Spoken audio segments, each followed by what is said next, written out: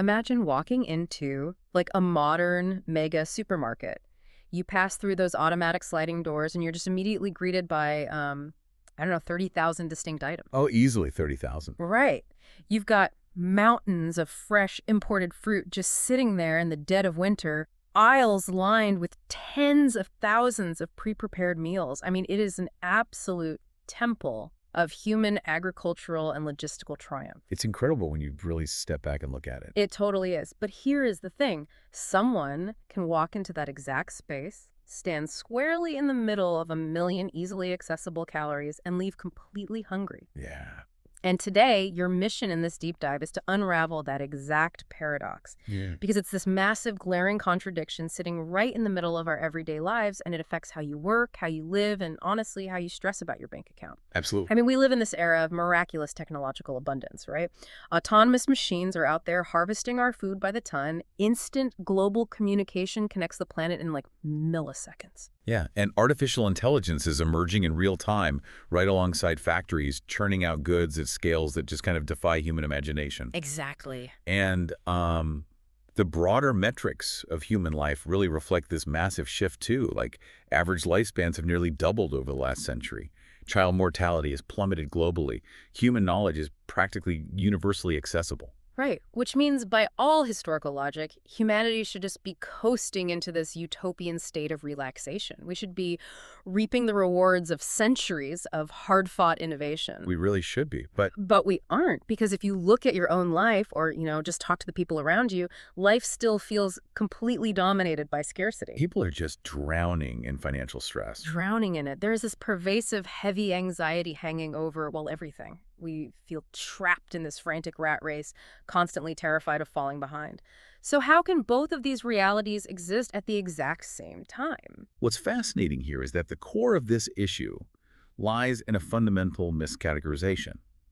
We look at the world and we conflate two completely different concepts, technological abundance and human abundance. Okay, let's unpack this, because this feels like the central question for anyone trying to understand modern anxiety. Why do we feel like we are constantly running out of things, perpetually on the brink of lack, in a world that literally produces more per capita than at any other point in human history? Well, to understand that disconnect, we have to move past this sort of abstract idea of abundance. We need to look at the boots on the ground reality of how resources are actually distributed. Right? Think about the modern real estate market in major metropolitan areas, for example. Right, boy. Yeah. Right? In several major global cities, the data show there are reportedly more empty investment properties homes sitting completely vacant just to appreciate it in value for some portfolio than there are unhoused people living on the streets of those very same cities. Wait, really? So the physical structures literally already exist. The resource has been built. Exactly. The physical abundance is a material geographic fact in that scenario. The buildings are standing right there. But the economic rules governing that city dictate that those structures are completely inaccessible to the people who actually need them for shelter. Wow. So what you have is an extreme form of social scarcity that is entirely masking the physical abundance. The resources are there, but the access mechanism is just fundamentally broken. Which brings us right back to that striking image of the hungry person in the supermarket. I mean, the food isn't genuinely there for them. Right. It physically occupies the same geographic space they do, but their ability to consume it depends entirely on their purchasing power. So the economic scarcity that individual is experiencing completely overrides the physical abundance of the room they're standing in. Exactly. We have extraordinary physical wealth coexisting right alongside brutal economic deprivation. Yeah. It makes this distinction between existence and access the defining feature of our modern economy. I do struggle with this framing a little bit, though. I mean, we can't just give everything away or pretend we live in this magical post-scarcity utopia. Sure. Like, the Earth has finite arable land. There is a limited amount of fresh water and raw materials. If we design systems that treat resources like they are infinite, doesn't the whole ecological and economic system just collapse? Well, you're pointing out a crucial physical limit there, and no serious analysis ignores the finite carrying capacity of the Earth.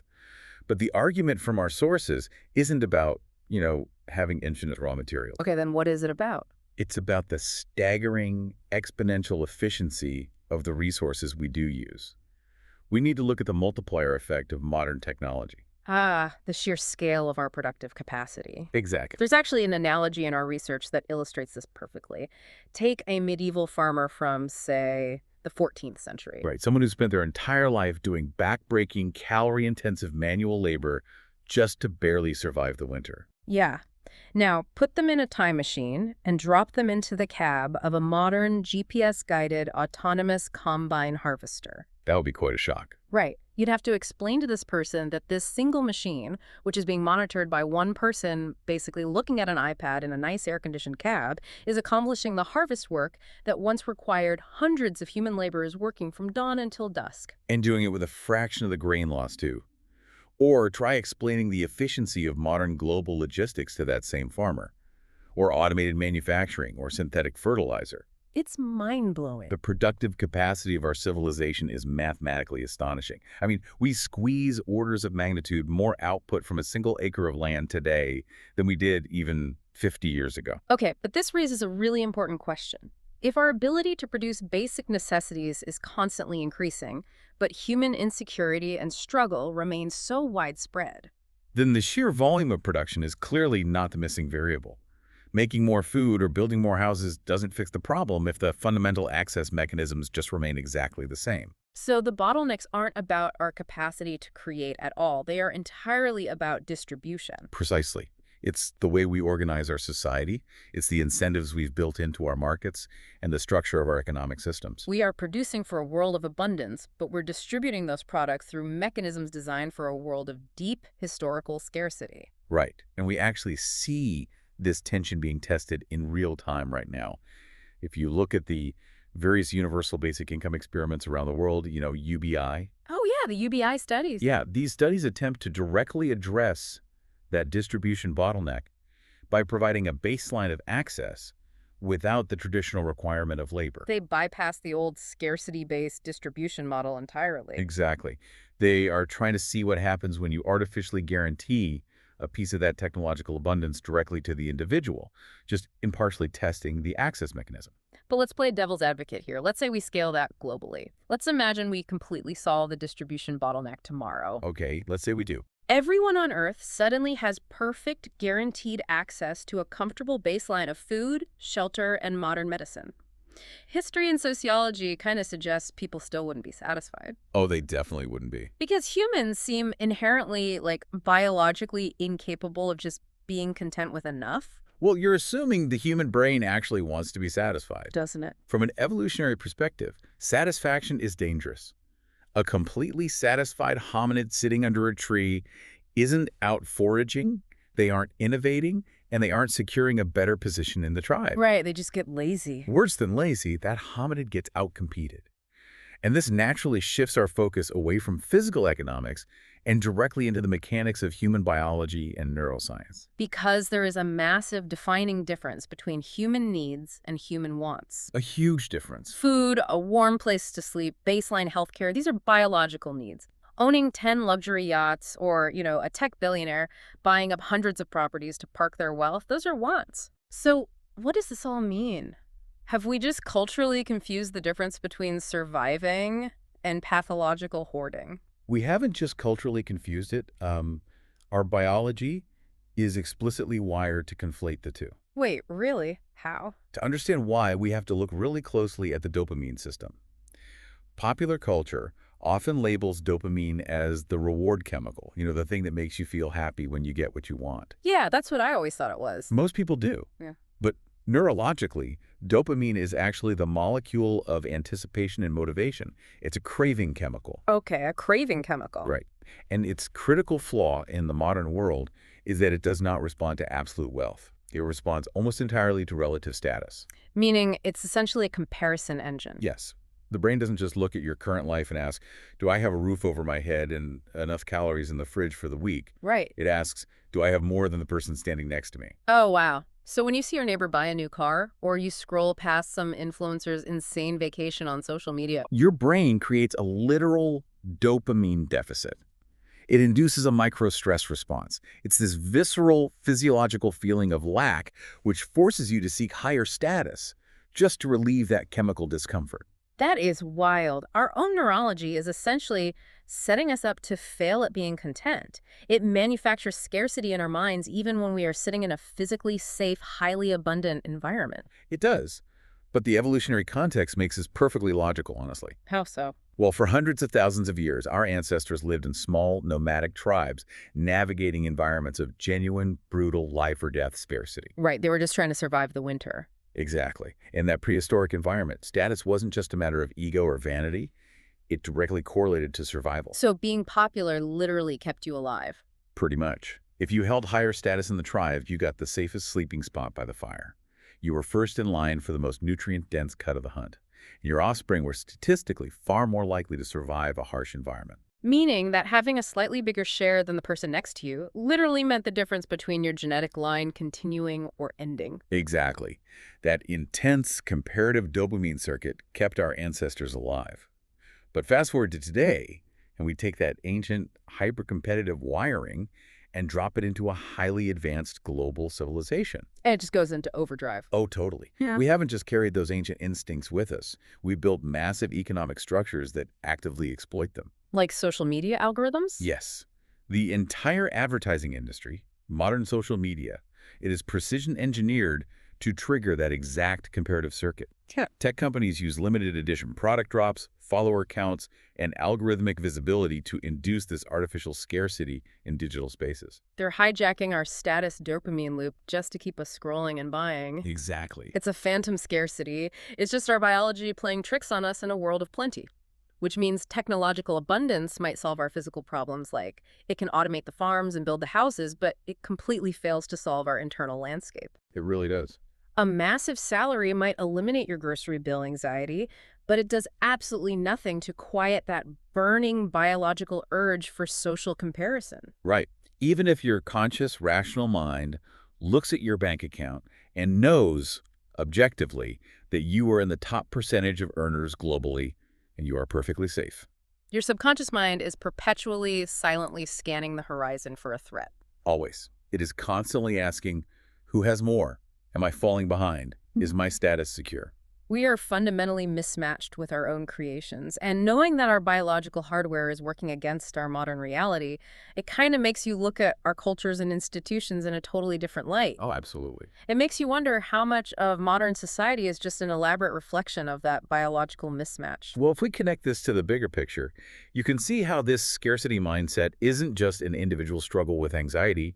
It has actually been codified into the very foundations of human culture. Yeah, looking at this purely sociologically, you see it embedded everywhere in historical texts. Throughout history, various belief systems, philosophies, and societal structures have deeply reinforced this zero-sum framework. Right. Just impartially reporting on the texts here, there is this frequent framing of physical scarcity as almost like a spiritual test. Yes, exactly. You find concepts, whether it's through early interpretations of the Protestant work ethic or various karmic justifications across different cultures that tend to frame poverty as a moral failing or like a lack of personal discipline. And on the flip side, extreme wealth and the hoarding of resources were often historically framed as literal signs of divine favor or inherent personal virtue. Right, which justifies keeping the resources.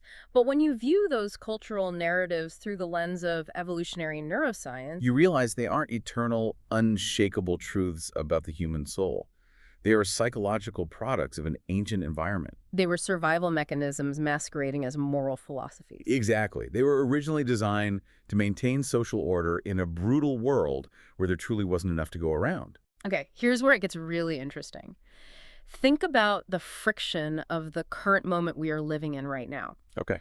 We have artificial intelligence literally writing code and generating art. We have global logistics networks that can move a package from Shenzhen to Chicago in a single day.